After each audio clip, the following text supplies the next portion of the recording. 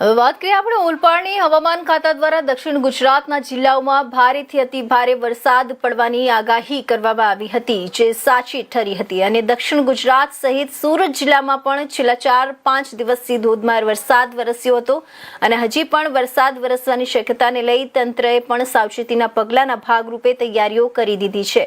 ત્યારે ઓલપાડ ખાતે પણ એક એનડીઆરએફની ટીમ સ્ટેન્ડ બાય તૈનાત કરવામાં આવી છે।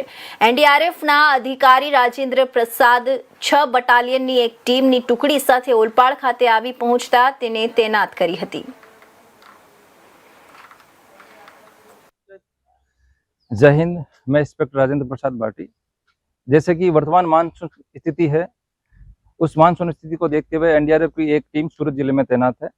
वर्तमान स्थिति को देखते हुए जब भी बारिश होती है या बाढ़ जैसी स्थिति बनती है तो एनडीआरएफ उसके लिए पूर्णतः तैयार है। एनडीआरएफ टीम अलर्ट और ऑपरेशनल है।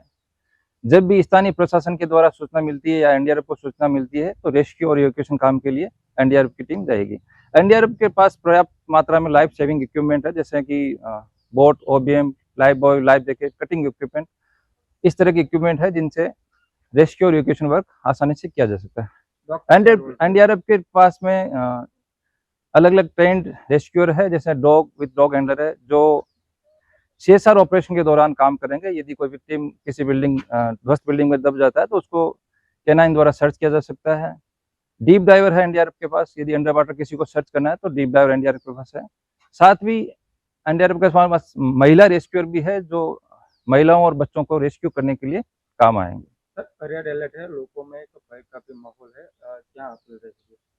वर्तमान स्थिति जो रेड अलर्ट की मौसम विभाग के द्वारा दी गई है, तो मैं लोगों से अपील करना चाहूँगा कि जो मौसम विभाग के द्वारा जारी दिशा निर्देश है उनका पालन करें और साथ में स्थानीय प्रशासन द्वारा दिए गए निर्देशों का पालन करें।